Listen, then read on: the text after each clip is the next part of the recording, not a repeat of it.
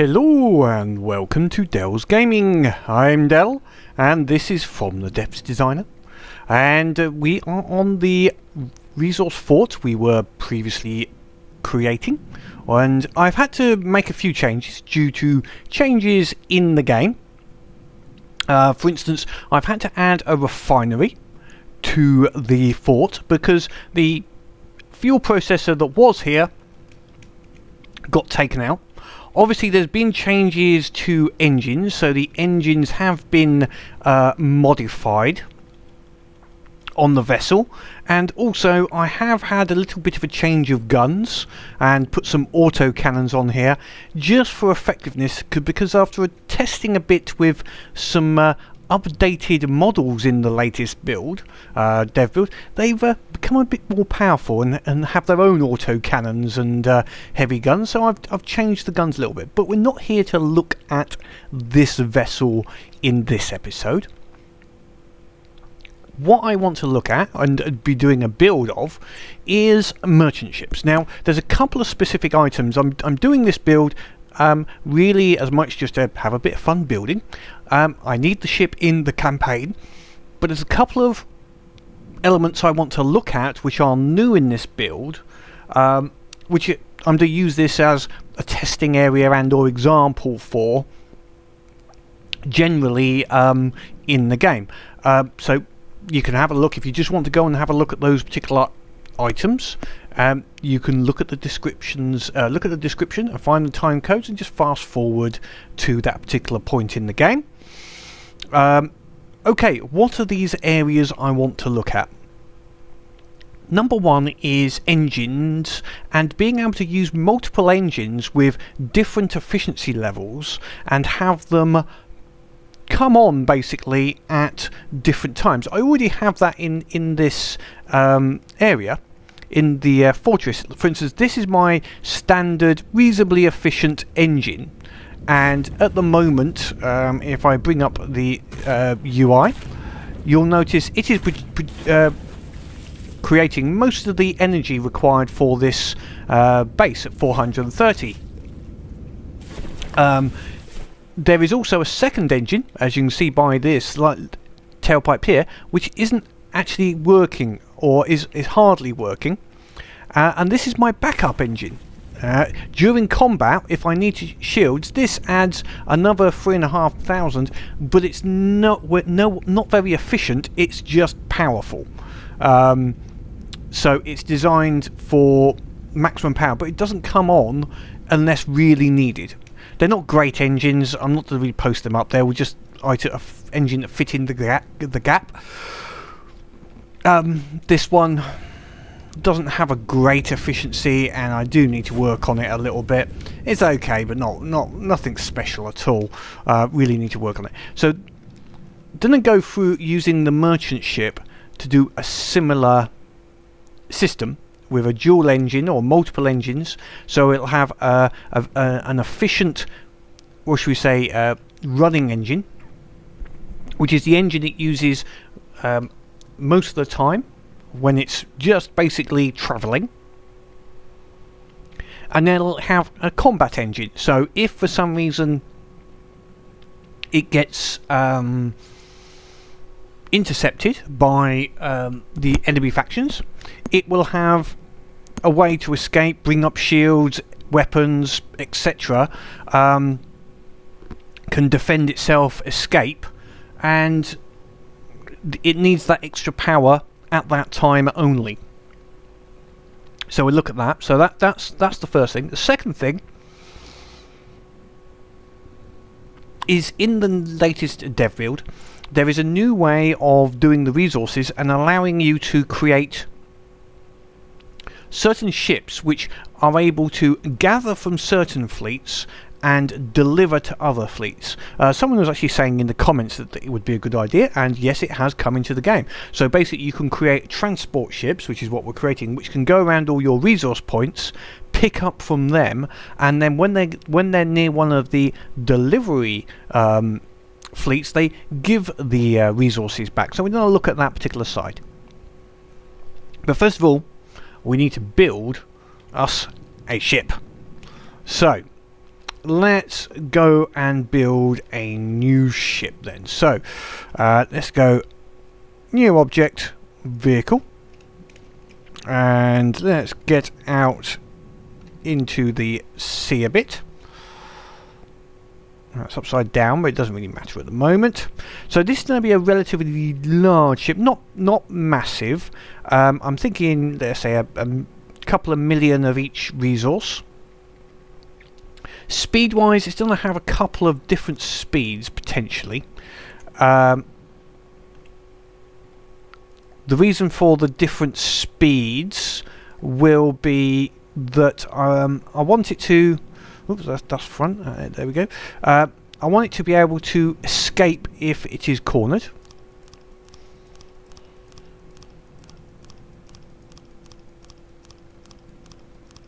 Sorry, just sort of setting us in my head, having to count that just to get a rough idea of size.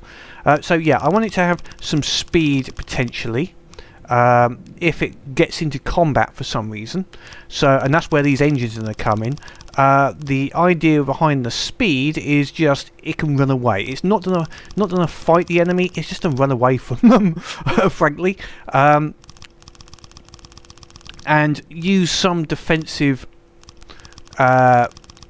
items just to, well, basically harass the people attacking it. But it's not intended to fight a big battle and win against anybody that's coming across it. So, okay, let's just see what we're going to lay this out now. Ooh, resource ring giving a shadow. I wonder what that was there for a second. Right, so quite a large ship. I'm going to make it wide, relatively long. It's going to have a few down the centre, a few different cargo bays, which are all going to be filled up with the various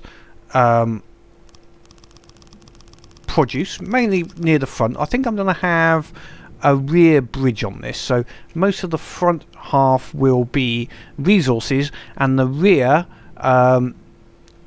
side, from possibly there backwards, will be engines, defensive armaments, etc. Now, most of the sides of this, 1, 2, 3, is that size, so that's going to be our cargo bays. So if we just mark them out now, roughly. Oh, run out of resources. I've just realised I'm in a resource limited designer here, so we can see resources coming up. So excuse me for a little bit while I just let it build up a bit of resources for use in this building, which is very annoying. I had forgotten about that. And just a little bit of time in the map at 10 times speed, and got plenty of resources for the moment, enough to complete this build. So let's get back to where we were. So this will be our cargo hold. Might split this into two actually. Where's the center point? So I have like 4 cargo holds per se. Let's put the mirror line back on. No, that's the wrong mirror line. Come on, give me a... No, that's in the wrong place. Alright, let's try this again. Mirror line? Yeah, that looks about right. I might put some covers on there, so we'll put something just to be a little bit of... give it a bit of movement or something, so that when it... most of the time these will be covered. When it comes into dock, we'll put something on here that opens up some covers on it, I think. That would be a little interesting. Better than having it just blank as such. Yeah, don't want to be boring like that. Now, having these as universal type of carrier means that as we go through the campaign, if we need more metal or natural or oil, etc., we can just remove whatever containers we've put in here and replace them with another version. So if we just use some of them at the moment, so for instance, natural would be quite in demand, I think. Although it's the most plentiful, these don't mirror very well actually, these. So if I just get these about right, see how they mirror. Yeah, they don't mirror very well at all, these. So we'd have to take off the mirror line whilst we place these, which is very annoying. So yeah, we're going to need a fair bit of natural. So we'll fill one hold up with natural boxes, so we can just use all the big containers in here. Then we definitely need a hold full of metal, so we'll do the same with this one being a metal hold basically.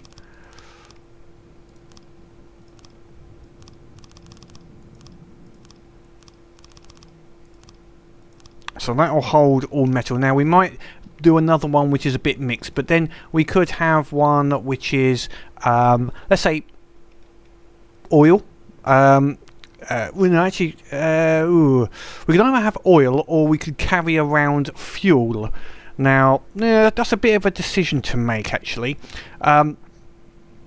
In the campaign in general, we don't want oil refineries all over the place, so I'm thinking maybe we'll put in a load of fuel in here instead, so the processed fuel rather than the where are we? Where is our fuel storage? There we go.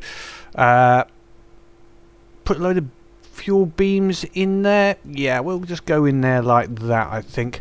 Maybe not a complete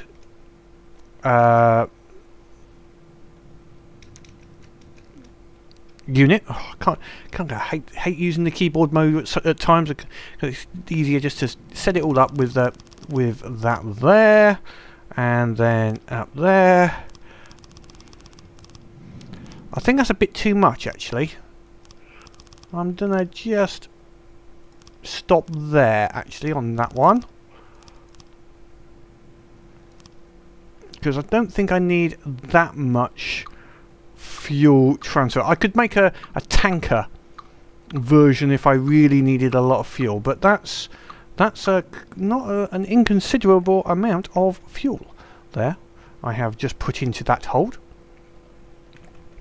We might leave some space once we've had a look around, because that's 128,000 fuel. Is that enough? Ooh, don't know. So okay, what else have we got in here? Raw resources. We might need a little bit of oil, so if we will put some oil storage in here as well.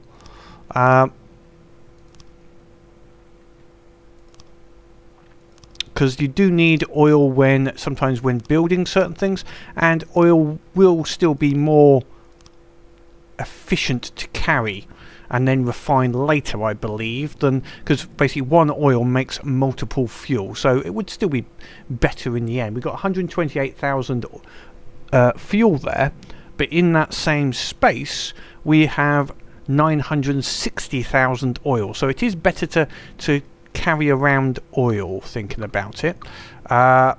We'll have some fuel, but maybe we'll put a small refinery on the ship, just to act as creating fuel if it's needed. Okay, what else have we got? Scrap. Need scrap. You always need scrap, because scrap is scrap. Now we'll put some crystal on here as well. Scrap is used in quite a few bits and pieces, including the new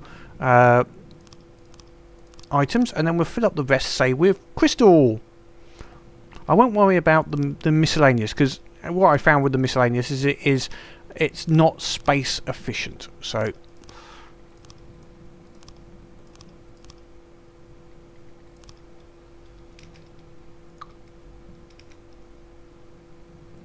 right, okay, so now I can see, is this big enough to hold, and how much are we actually holding in this sort of size of ship?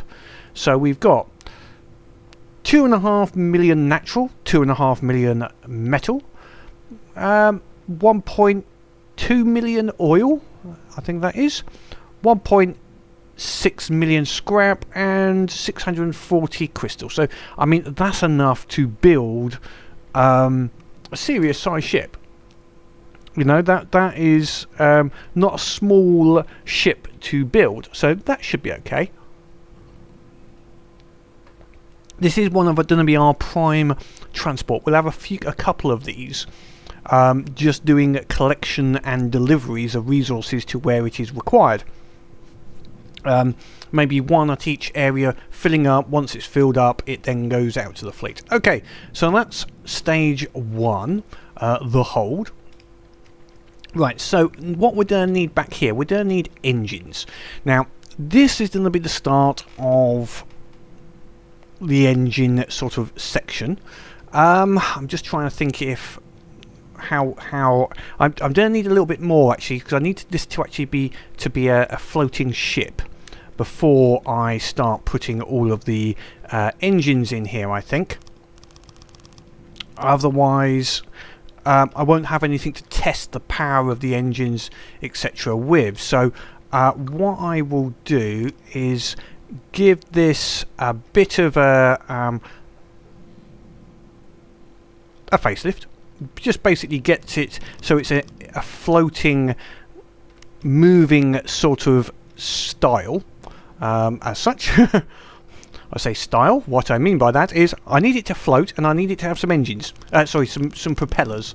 Otherwise, you know, it's at the moment it's not really a boat. It's a lump of metal in the sea. So let me get to that stage, and then that will also give me something to test the engines with.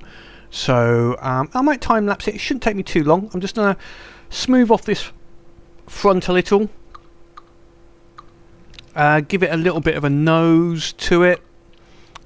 Nothing too serious. I might bring out the sides a little bit so that it's got a dual level at the side. Maybe put some wood in some places. I'm going to use a bit of wood on the outside.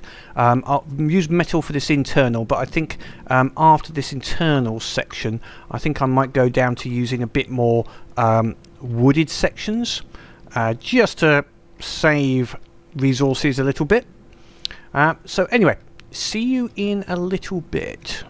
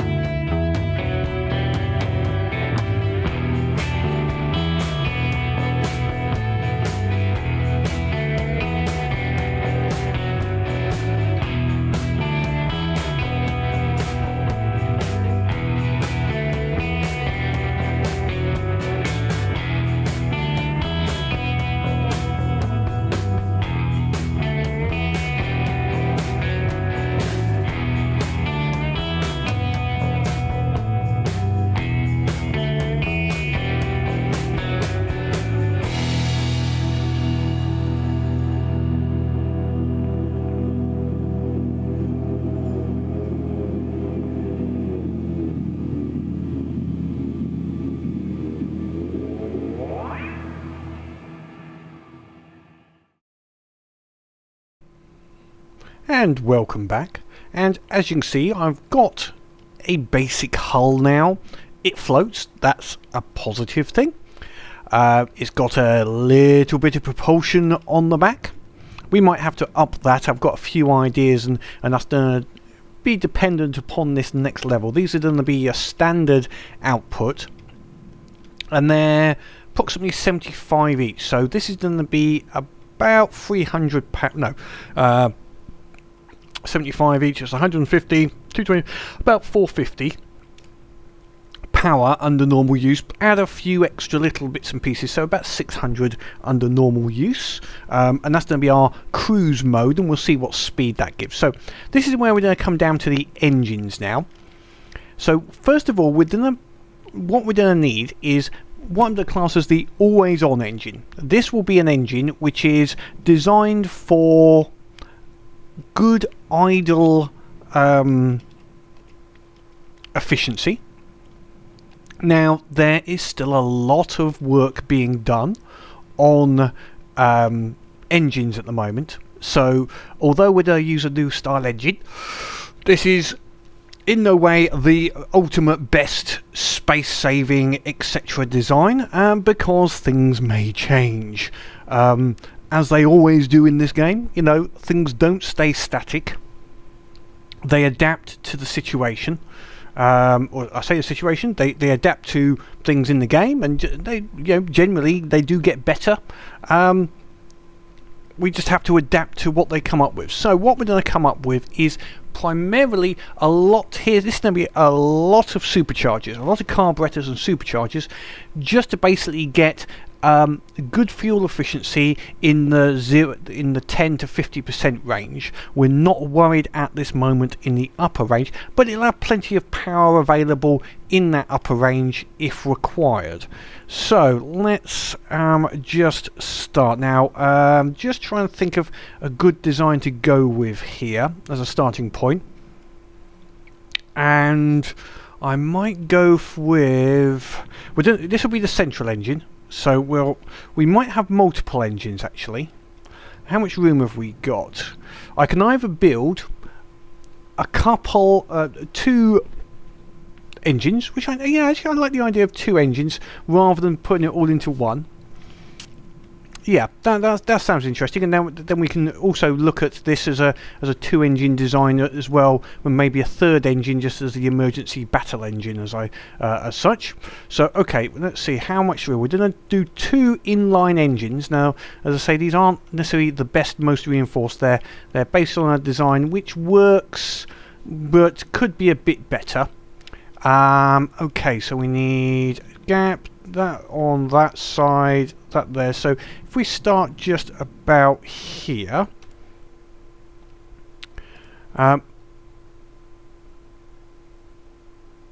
with an engine, we'll start, just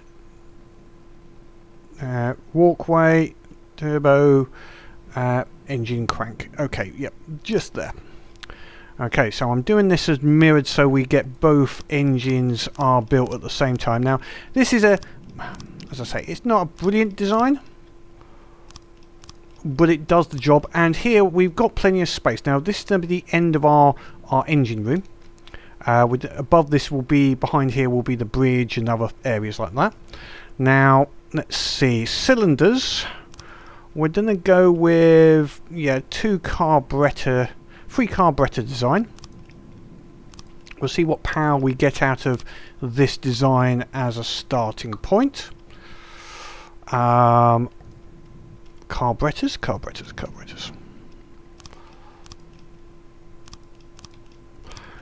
With the new designing of engines, it's each, you want to make each cylinder roughly identical. Doesn't have to be exactly identical, but making them very similar is good, basically.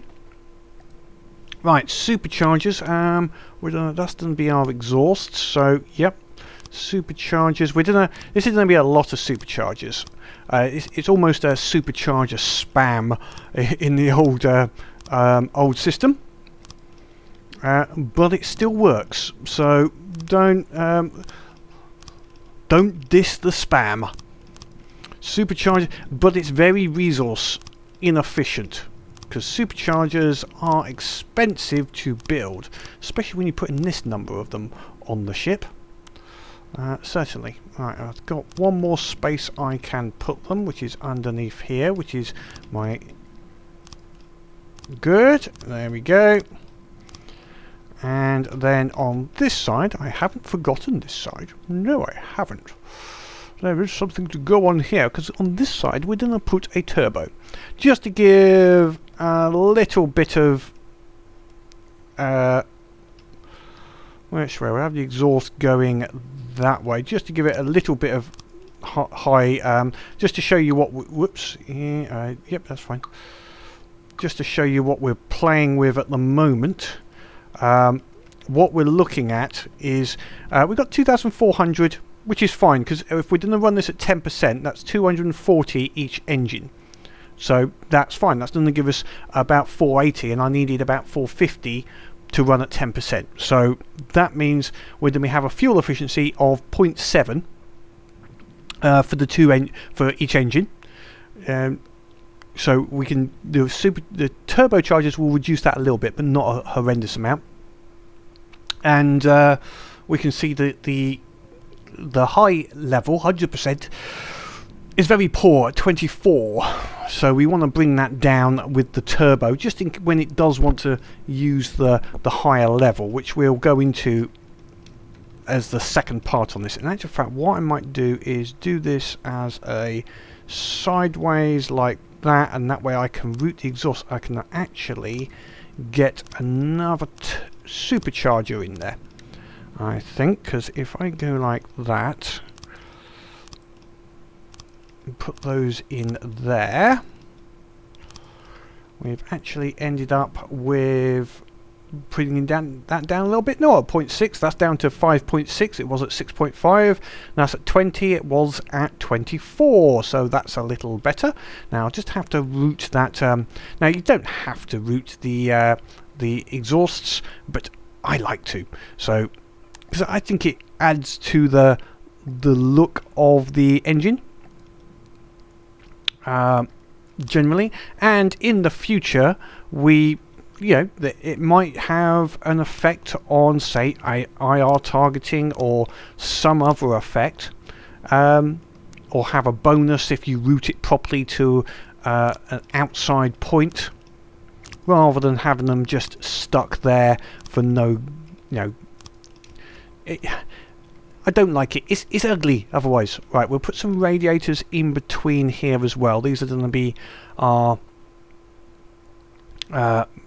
start of our radiator system. That'll just give it a little bit of cooling. This will be I think this will be fairly naturally cooled. Won't need the radiators too much at all. We'll find out once it starts revving up. Okay, so where are we going to route those? I'll leave the routing of these, because if we put some stacks on here for a refinery, we might route them through that. But what you can do is there is some new blocks. There is a new hull block under the exhausts. Where are we? The hull block, which basically allows you to... Whoops, that's the wrong one. There we go. Allows you to route it through the hull, and it won't look too out of place. You could also route this straight down underneath if you wanted to. I think almost we put it out the side here somewhere, and have it come up.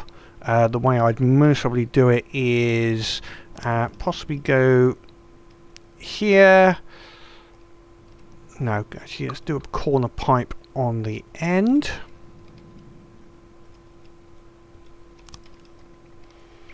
Some straight pipes over here.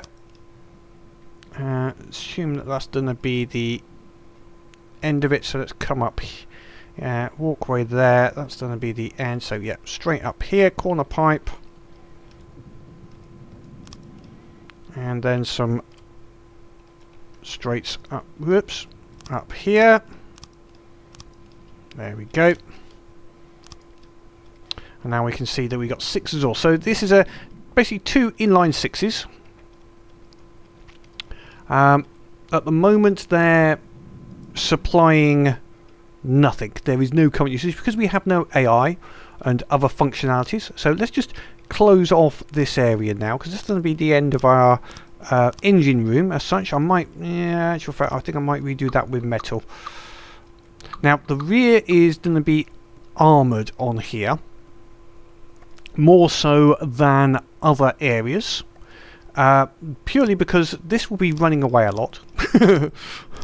So it'll be facing its rear towards the enemy, and that's one of the reasons I'm going to be armouring up all these propellers once we've got them working, because obviously shots are going to be coming into the rear, and we'll put a shield on the rear. Now we'll put a shield on here a little early just to generate some power to show you this power system. Okay, what we can do for that aim, so we know that these engines are going to be 450. Now let's say we'll simulate that with a shield, which we're going to use anyway. We are going to put a shield on the back here anyway to cover our arse. So we'll put a reflective shield here on here, and it's going to be quite wide, like that, and give it a bit of height, and then oops, no, not that one, slope it in.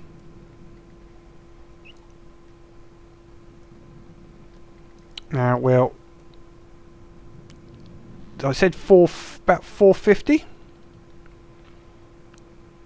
so we'll give it about that. That will simulate about a 450 load. So if we go to our engines now, we should see that they are basically 228 each, because they're identical settings, which is fine for this setting. But let's say we wanted so that one would slightly be more prevalent than the other up to its limit. So what we're going to do in here is we're going to do 2 things. Well, first of all, what we can do is change the ramp up time. So let's say we want this one on the right to react the quickest and this one on the left to act the slowest. So this one will be our primary and this is the backup, for want of a better word. So what we would do is, first of all, your ramp up time, you don't want it to ramp up too slowly. So having this at 1 is fine for the moment. Now your decay rate you want low as well, and actually I'm going to bring it lower than this because you don't want it to slow down. Once it's got its speed up, you want it to stay up and slowly come down. But responsiveness, you want this to react very quickly to changes. Now power wise, I don't want this getting too high, so let's see on here. They will be putting in some a scale on the sides here, I believe, but let's say we only want to go up to a maximum of let's see, up here is very high power, fuel 24, so if that's supposed to be 5, that's about 10, which is about 75. We'll say 80% is the maximum power it will go to. Right, so we've set these systems up. Now we want this to be slightly different. So on this one, we don't want it to ramp up as quickly. So we're going to set this to 5. So it will slowly ramp up as the demand goes up. And decay, we'll have this so that it actually decays a bit quicker. We're going to set this at 5 as well. So this is going to be our middle point. And responsiveness, it's not quite as responsive. So this is going to be all middle points. And we'll again set this to a maximum of 80 because it's a similar engine. So now if I just increase our power requirement a little bit. So at the moment we're on 450. We'll put it up to about 1,000. Oh, okay, 878. That's close enough. We'll, I think we'll, yeah, that's close enough. That's close. Okay, so if we go down to our engines now, And we couldn't see that happening live. We can see this one is now producing 719, and this one is only producing 302 of the engine because it didn't respond as quickly. This one supplied enough power. Now if I again reduce this down, so let's take this down again, down to about the 450 mark. There we go, so that's 6.6, that's handy to remember. Okay, so now we should see this one cut down fairly quickly. So you can see this is almost back at idle, to only supplying 24, and this one is supplying all of the power. So that's how you can have these engines respond differently depending on the requirements you want. Now what we are going to do, we're going to build one more engine, which is going to be what I'm going to class as the combat. And this is our emergency engine, and it's going to be at the front. So it's far. So if our engine room gets hit, we need an engine which is far away from possibly where the impacts are coming in, and got enough power to basically drive the whole ship in an emergency, basically. So this is going to be our emergency engine room. So okay, fuel engine. So this is going to be a totally different style of design. This is going to be a pure power design. The idea, I wouldn't say pure power, I'm going to make it a bit efficient, but it's basically designed to give us a lot of power in a short amount of time. Just trying to think of a good design at the moment off the top of my head. Okay, yeah, we'll go for a basic twin, I think. We'll see how this goes, see how much power we can get out of this. I'm looking at about 2,000, yeah, we need about 2,000-3,000 power, I'm reckoning. So we might need fuel injectors and turbos. Is basically, it's not just run at 100%. So let's see, we'll put adapters in.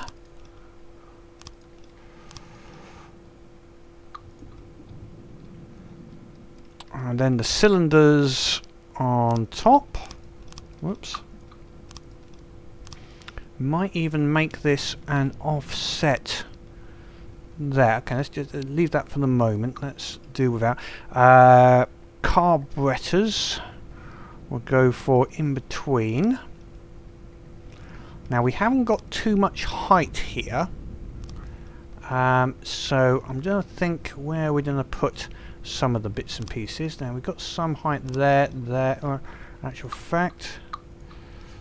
Now I'm going to need, cooling is going to be important on this.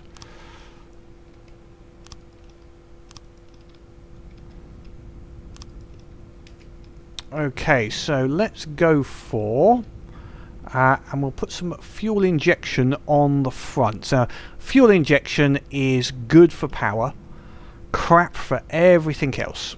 So can't add anything onto the top of it. So if we put that on the top, it's not gonna remove anything we could add in. Now what else do we need to add in here? We could go for either more fuel injection, which is a bit of a waste of space on the edges here, or I think we're going to need some turbos. So let's go for a nice turbo, nice and simple. If my brain will function correctly today. There we go. There we go, that's a turbo on each side. So I'm guessing at the moment efficiency in that is not very good at the moment. Yeah, 4,000 power. So we can see the power it's got, but if I look at the fuel efficiencies, ouch. This is not efficient at all. But hey ho, that's why I didn't design it for efficiency. Now we can only have the one turbo on this, so the rest of it will have to just be. I would like to have put another turbo on actually. Now if I take these ones out, that's going to reduce our efficiency, but I could put another turbo on.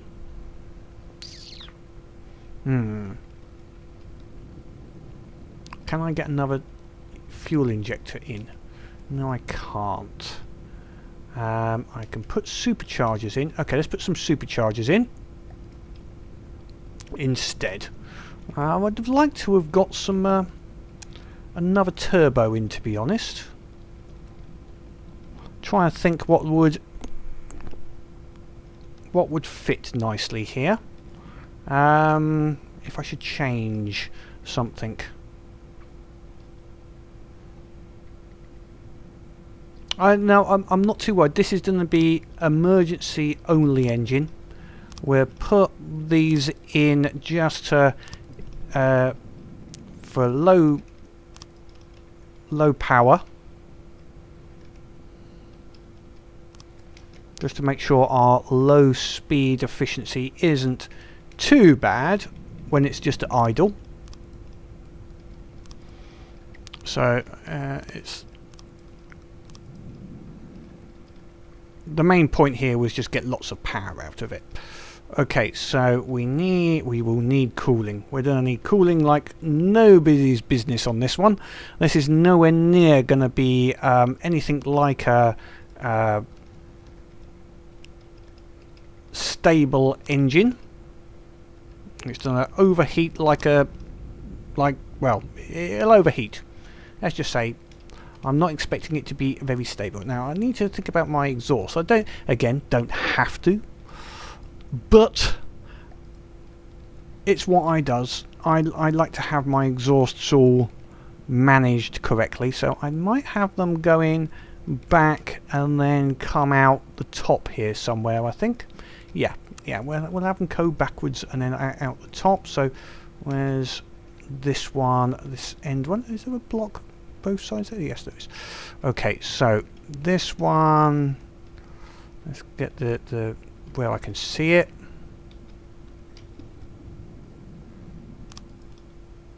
There we go, exhaust gas, and then put some throughputs through there. 1, 2, this one as well. Then I might have to put another corner pipe just coming out, I think. And then back up again. There we go. And then some straight pipes in between.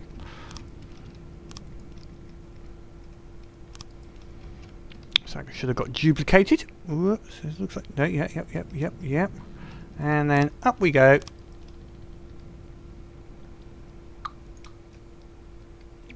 Use that new hull piece. Fill in the rest with some nice metal blocks, just to keep it looking nice. And then some more exhaust straight pipes out the top. There we go. So 4 there and 4 there. Now, okay, so the important bit. Actually,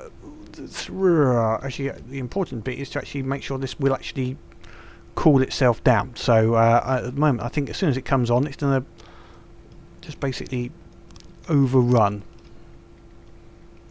I need to go around a corner here.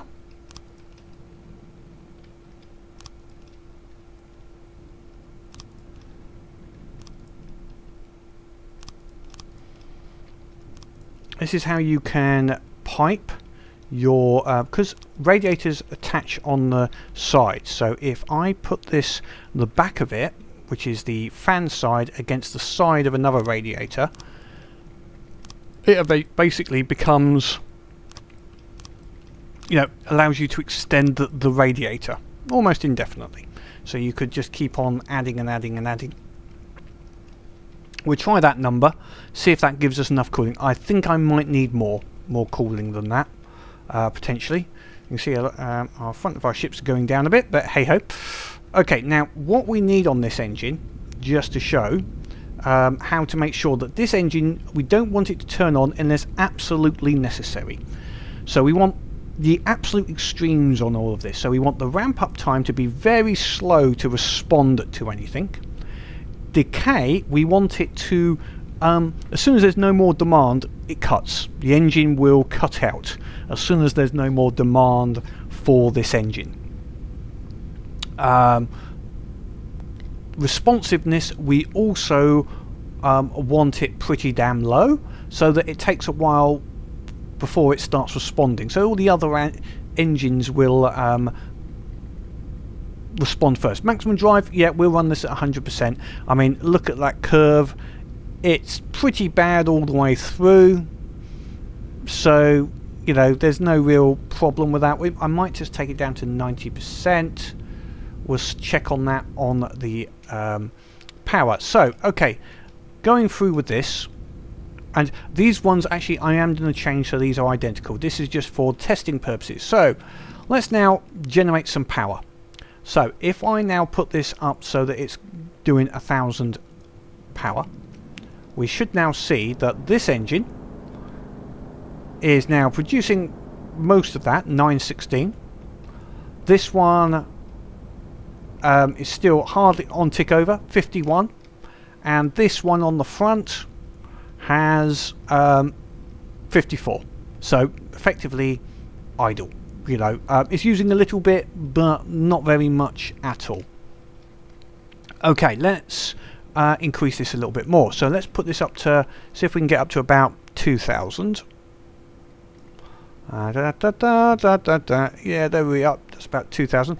Now you can see there's some power fluctuations there. So this one is slowly starting to ramp up. This one is now running at its maximum, 80%. This one is 198. So this is still producing most of the power, 1,700. This one is producing another 200. So it's just starting to come online. And how's this one at the front producing? 95. So it's gone up a little bit, but not very much at all. There's a car, but there's a couple here where the superchargers are slightly different for some reason on some of the engine. Let me just have a quick check. I'm not missing a supercharger or two. I think it might be because the ones on the end have an extra carburetor. I put them on the end. I don't think there was any missing in the front. Just make sure there's nothing with any carburetors or any help. No, I think it's just because these end ones, I could most probably put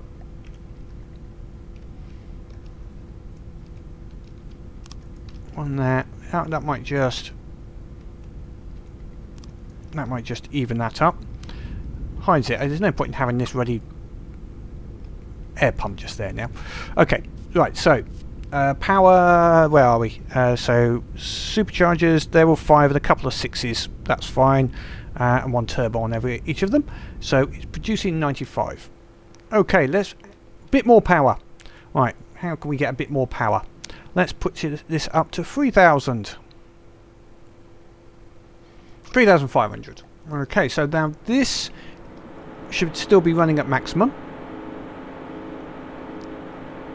Yep, this one should now be starting to, it's not quite maximum, but it's certainly pushing up there. It's now it's powering another 1,000 of the power. And this one is pushing up to 646, so it is responding, but not as heavily. So the responsiveness was a bit high, so let's take that responsiveness down a little bit. And what we'll do to make that work is we'll go back to neutral. So we'll go back to, there we go, almost no power. So everything will have effectively turned itself off. So if we check here, this one, yeah, down to 0. This one is going down to almost 0. We just want to see on what's the decay like on this. 5, yeah, okay, that's fine. And this one should be down to next to nothing. 32, yeah. And it's still actually producing a little bit, which is a little bit more than I would have liked. Oh, I've actually gone the wrong way on the decay. That decay is supposed to be 10. That's better. I think I'd got that bit wrong on it. Okay, current usage 16. So that's ticking over, hardly using anything. Right, let's now go back up to that power. So straight up to the 3,500. So now we should see this one has gone straight up. Yep. This one it has gone up and is still climbing. It's producing most of the required power, 1,000 points. How's this one? This one is producing a little bit, but you know, not too much of the power. It's still on the other two engines primarily. Okay, so that's the basic idea. And if it's suddenly, let's say, can I increase this anymore? Yeah, okay, let's say we have to really give this some power now. So 6,400, everything should be running at the max. So they've all come in. So this one is now running at max.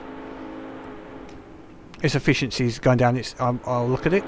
I also want to run these at the max so I can see if they're getting too hot. So this is a bit hot. You can see that its power has gone down, but it's now isn't also producing. It's not quite at its maximum, but it's heading now. I think I need some more radiators on this, just to make sure it can handle that power a little bit better. I'll put another row of radiators on here, I think, just to be on the safe side.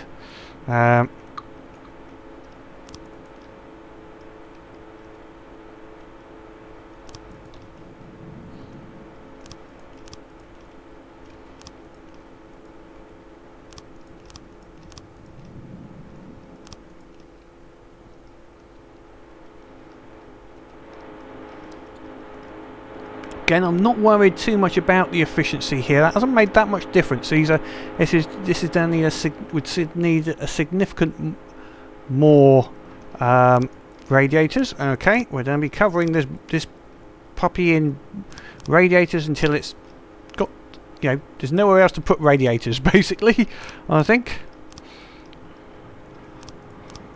that's a shed load of radiators. Can no longer see the engine.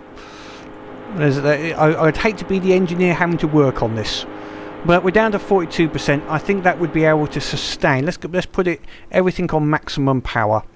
So let's see what our maximum power capability is with these engines. 8,000. It's going down a little bit due to heating. This has gone down. You can see these engines, they're almost passively. I think these could do with a little bit of extra cooling. That'll help them to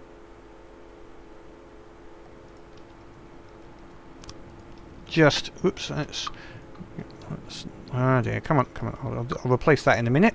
Let's snake some radiator out here.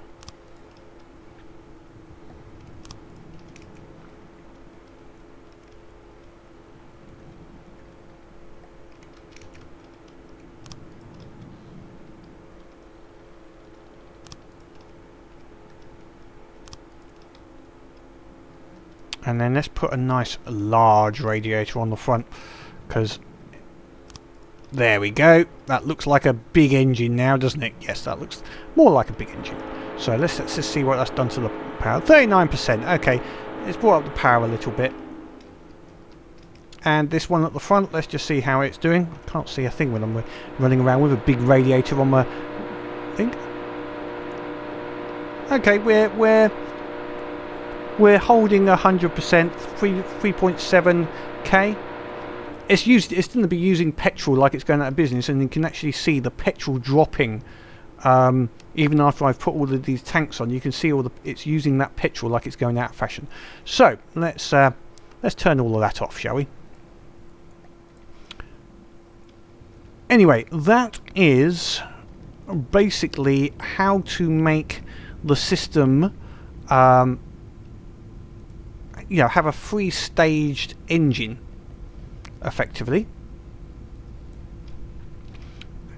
so that you can have engines turn on. That roughly, it's not 100% accurate. Obviously we saw it's not a specific turn on, turn off, but it's using as power is required. You could have 3 versions of an engine, so you can have your highly efficient engines obviously be the first ones to turn on, and you could then have your some less efficient ones be next on the list. You know, depending on what's required. 0.8, 0.18, 0.18, 0.8. Yep. Just checking to make sure they are the same.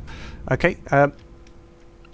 And the idea being that you could have, this is now in idle mode, so these two engines would theoretically be just about sharing the output. It's currently output is usage is 0, obviously, because there's no power requirements. If I put that down to there, give it the 450, which is what I'm expecting. Let's say 5. Let's say that. There we go. So these are now running at a fairly economical level. It's done a bit. That's around 10-12%, I guess.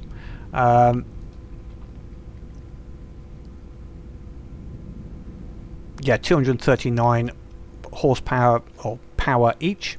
So relatively economic use. Front one should be just about idle. 49. You know, as I say, it does respond a little bit, so it's not like it doesn't turn on at all, but 49 power out of its 14 or out of its 4,000, so it's at 1%, which is, you know, low. It's at 4,000. We know it could go up to 3,700, but it's at 4,000. Anyway, that's that particular part of the video done.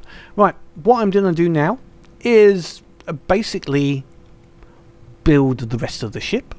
We're going to have a bit of a bridge. Something over the top of the engine room, because there's no point in having that. I might put I'm delving between putting something in between these engine rooms so they actually are split and separated as a bit of armor, so if something comes through, blows up one engine, the other engine might continue to run, which is the whole idea of having multiple engines in the first place. So I might go through and do that. I'll put some defensive items on here as well. I think just yeah,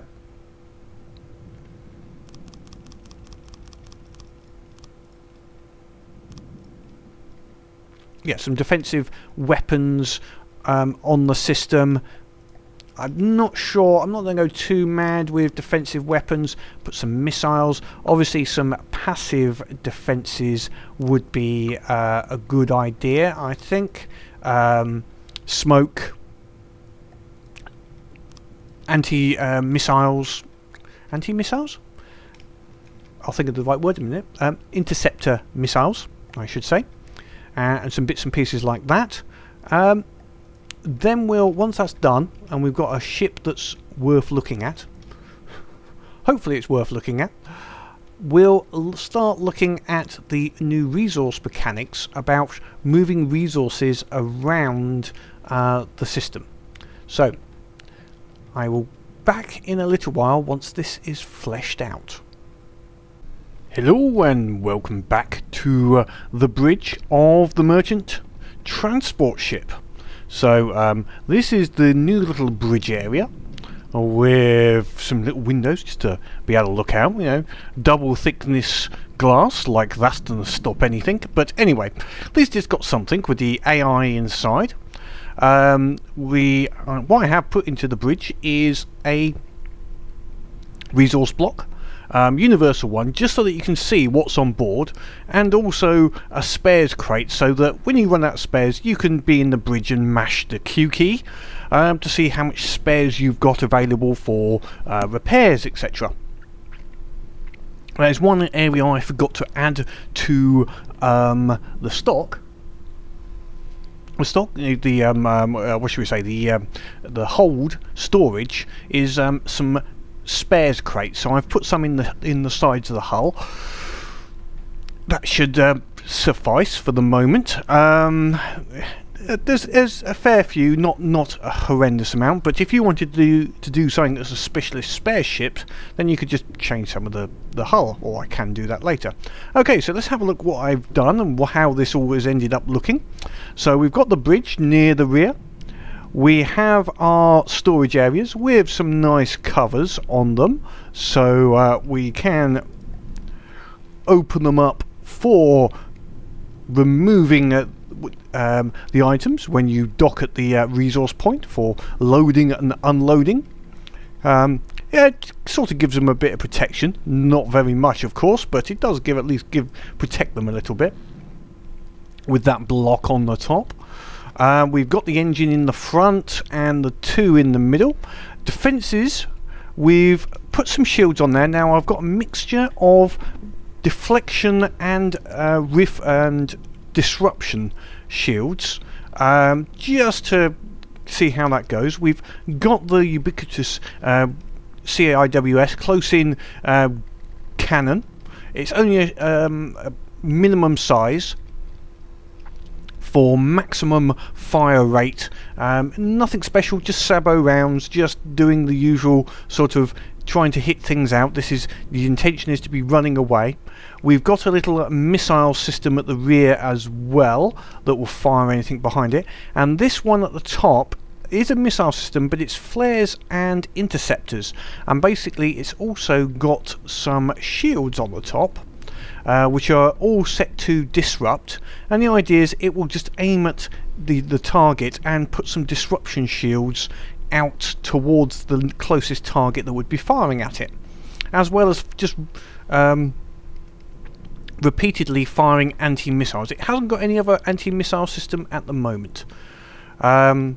Its main defense, though, if we bring something in, is a little burst of speed. At the moment we're not too bad, 14.3, and that's a very low power usage. We're only around the 450 power usage.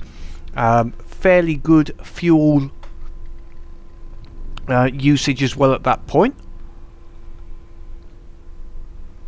So it should be able to go quite far on in this sort of idle mode for picking up and delivering the goods and all of the supplies and resources, which is the main aim of this ship. But what if something comes in range? So if I just pull in, let's say, we'll put in the ship, we'll go with something like good old Marauder, and we'll put a couple of vanguards, so something coming now that the actual fort is having a go. So what it does is it brings up its shields. These are disruption shields. There is also some rearward facing pure reflective shields, but the main bit is it starts these jets and it goes up onto its hydrofoils. Yes, that was a good suggestion someone did make, and they're dead already. So rather than using the hydrofoils all the time, because the fuel usage when on the hydrofoils is tremendous, basically. It really burns the fuel, but it only needs it when there is enemies around. So if we just bring something else in that might last more than 5 seconds. So here we go, it's raised up. Now we may end up going in front of our own guns here, which is going to be bad. But we've got a good 36-37 speed here. Yeah, we've just gone in front of our own guns, unfortunately, there. They just didn't last. We'll put myself into attack salvage. That way it will think there's enemies there all the time. So there we go. Auto cannon is firing. It's all. It is designed for anti-air, and as you can see, it's just getting a good turn of speed. Once it gets settled, it does go up to, I've seen it up to about 48. But 37, yeah, that's not too bad. That's getting away from most things. If an aircraft was to come in, let's give ourselves a couple of dusters to come in against us.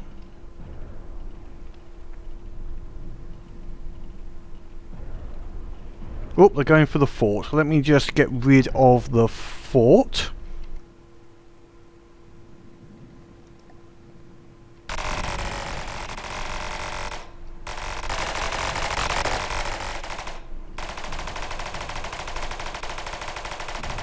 Our gun is having a go at them. So, yeah, okay, you can see it will stay away from anything except, say, the fastest of ships. So we have the ship back near the resource fort in the resource area. So the first thing we have to do is load our ship. If we look at the moment, we have very little items on board. So the first thing we need to do is get our items on board the ship. Now there is now a number of ways we can do this. If we look at the resource views, we can, first of all, we need to set this into a group to say how much it will accept. So we're going to say this is group number 2, and we're going to say it's going to keep, well, most of the resources during its pickup. Spares, ammo, fuel, electricity, maybe not. Let me just go to the other view on here. There we go. So I can see everything on there. So we can see those. Now, that's on group 2, but the resource fort is on group 5. But there is this new section which is called set the selected fleets to be supply fleets and set the fleets they will take and give to. So if we make sure we have our merchant selected and we select this button, we can say take from the resource fort. Let's take from resource fort, and there is another fleet in there that we have. So if we just save that for a moment, now without making any other changes, you can see goods are being transferred from the resource fort to our merchant ship. Now if we just take our merchant ship outside of the ring, I'm just going to put him on patrol so I can control him. If we just make him move over here as fast as he will, come on, move over there. So we're still building up resources. Actually, is he nearly full? No, he's still got a fair bit to go before he can be classed as full. Might need this scale, these graphs scaling a little bit, I think, if anyone's watching on that. They seem to be a bit large. They need to be logarithmic or such. So now, as long as he is in the circle area, he will receive goods up to whatever level has been set on these particular zones, or full, I believe. Sorry, up to whatever this vehicle unit is set to give out to people. So if I look at here, where's the resource fleet? It's not new fleet. So has he given everything? He hasn't given everything. Now, so we've gone out the area. Because we've gone out the area, he's no longer receiving any items. If we bring him back into the area, and this also works if he's out of play. So this time we'll pull him out of play, and we're going to pull let's see, let's go back here. Come on, select the right person. There, we'll select them out of play as well. So everyone's out of play. But the transfer of resources, didn't want to do that one, sorry, apologise. The transfer of resources is still happening even though they aren't out of play. Now I've set up another little fleet. It's just got one of my armed smaller resource vessels, which has, keep everything. He's actually got nothing on board at the moment. He's actually empty, so he needs a resupply. So what we're going to do is tell our merchant fleet under the orders, so select it as a transport fleet, and it's going to give to the armed merchant.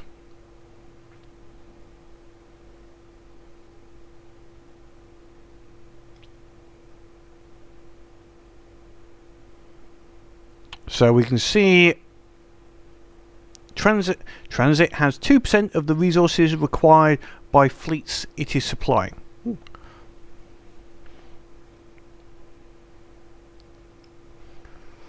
We're still building up, so it's taking a little while. We should, if we just put it to a 10 times speed. Yeah, I can see it's resupplying at 10 times the speed. So we just let it fill up as much as it can. Takes a while to fill up. Especially considering how much we are filling up in this unit. It is still also gathering from the resource zone at the same time. So how are we doing with resource? We're getting there. I'm not sure what this 2% of required is, 'cause I'm sure it's got more than that, but we'll let it get up. I think that's good enough just to show what it's capable of doing. So we'll put it back to normal speed. So now we'll send our merchant. We'll say, right, we need to get whatever you've got, and you can see the green line is to our where it's going to. We're going to send you over here anyway. Now this vessel is set for group 1, so he's only in group 1, so this is going to ignore any group basis. This is purely using the new transit fleet mechanic. So we'll just get him sped over there, and we can see he's using the speed of 37 meters a second, which was the speed we got when we were out in hydrofoil mode. Now I have asked the question, but I'm not 100% certain yet as to what fuel usage will be used by the ship. Yeah, which speed is it using? Because obviously here it's used the combat speed, but did it use the power required for that combat speed as well? If we go back to the ship, I know I'm doing a little bit more than I need to here. Let's turn off that.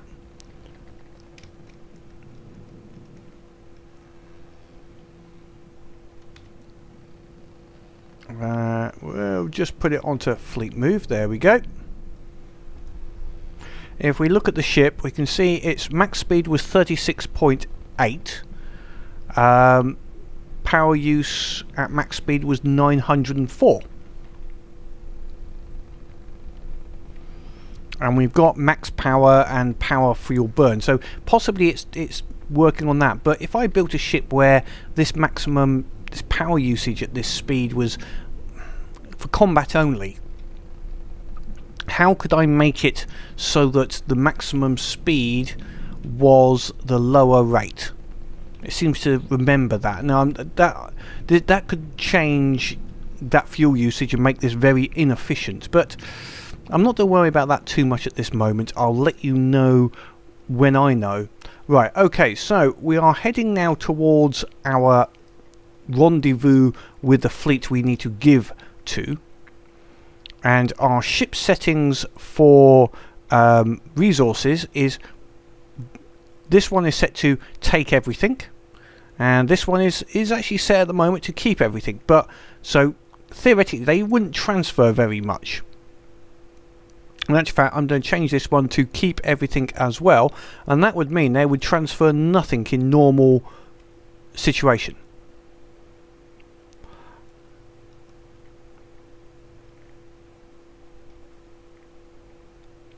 And at the moment they are still not transferring anything. Okay, so let's put them in the same group instead then.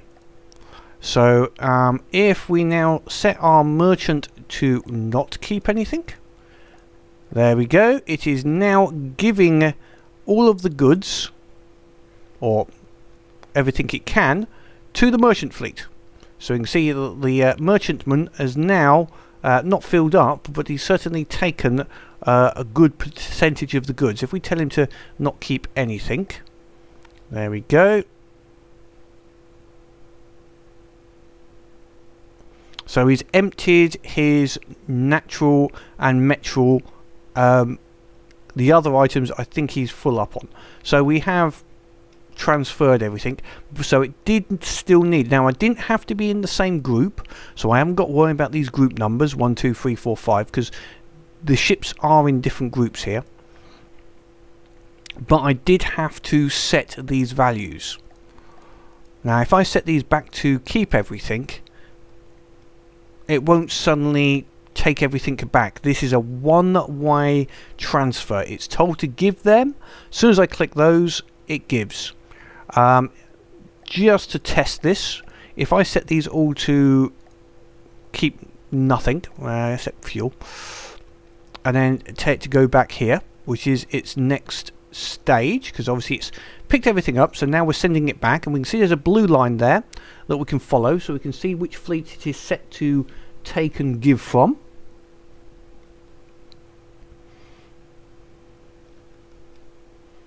There's going to be some resources on here waiting to be picked up.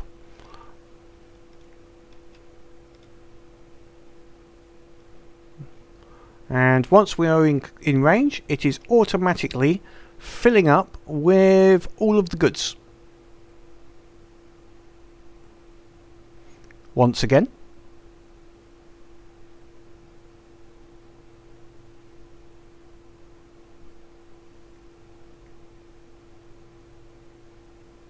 So setting this at 0 seems to be or whatever is the minimum resources you want to be kept on the vessel.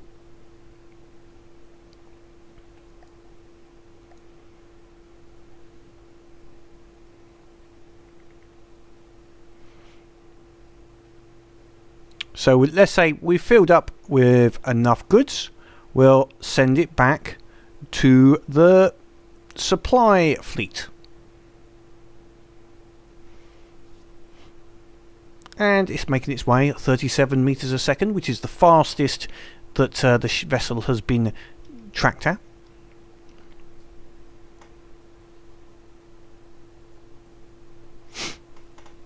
And once it's in range, you saw it, did you? I don't know if you saw it there. It gave all of the materials to the ship, so natural and metal were given automatically to the merchant ship. So this is handy, definitely, if you've got quite a few zones in your map.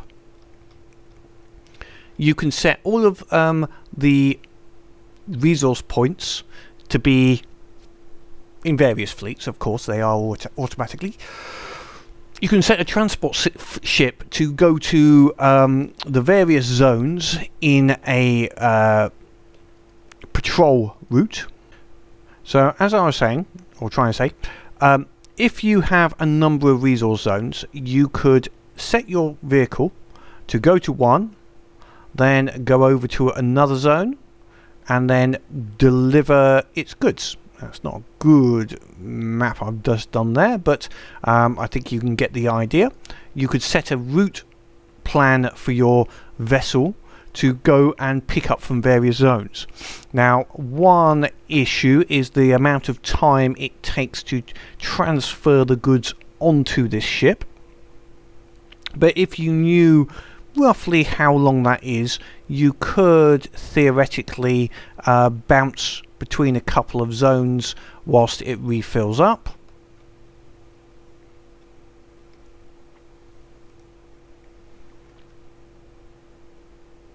So you can see it is filled up with a considerable amount of the items that were in that area.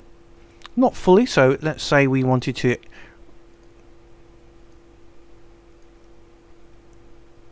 do a couple of zones. You could make it zigzag in a zone to allow it to fill up as much as possible. And if we get close enough, we should see that happen. We'll turn on the resource view, we'll see all the numbers that way. There we are. So we can see resources being transferred to it. Now, it looks like if there was lots of resources in a zone waiting, it would transfer most of it almost immediately. It seems to send a large bulk and then send small amounts of units after that. But again, mechanic, not 100% certain of. But by doing a few little zigzags, you could make it stay in that area for a little while. We'll just do that to collect most of the resources. And if the ship wasn't too fast, I've got a fast ship here. If it was a little slower, it would stay in that area for a little longer, obviously. It would then do the same in, say, a second zone.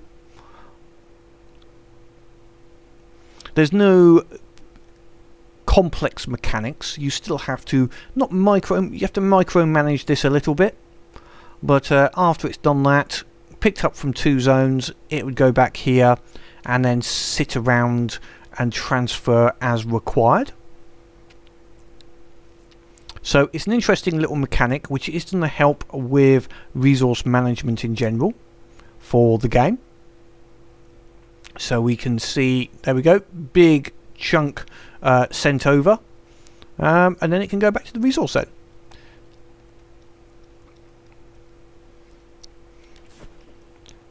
So I hope that was useful information as to what's coming in. I'll give the same little proviso. This is a dev test build. This is all subject to changes. Everything is always subject to change. There is definitely some nice changes coming up on the engine. There's a few little minor changes, some of it GUI. There's talk about certain changes with armor values and the amount of damage that HE does. So we may find that HE, those autocannons and big guns with HE, might do a little bit less damage to the metal ships than they are at the moment. And some changes to missiles potentially coming up. Interesting to see how that goes through and balance. Obviously, again, that's just talk at the moment. We'll have to see what actually goes through in the end. As always, please leave any comments if you think I've missed something or got another suggestion. The only other one I'm thinking of doing at the moment is maybe a flying transport ship, possibly an airship, because I haven't done an airship. So it sounds like an interesting idea to have an airship that is basically transferring a lot of items, but I've got to have a think about that. Or a Dakota or Hercules, something like in that sort of vein, just to transfer quickly goods, critical goods where needed, possibly for repairs. Although this ship with its hydrofoils is actually not too bad at all, but depending on this mechanic with the speed and power usage and fuel burn, when does it make that decision? There's a few issues with that. If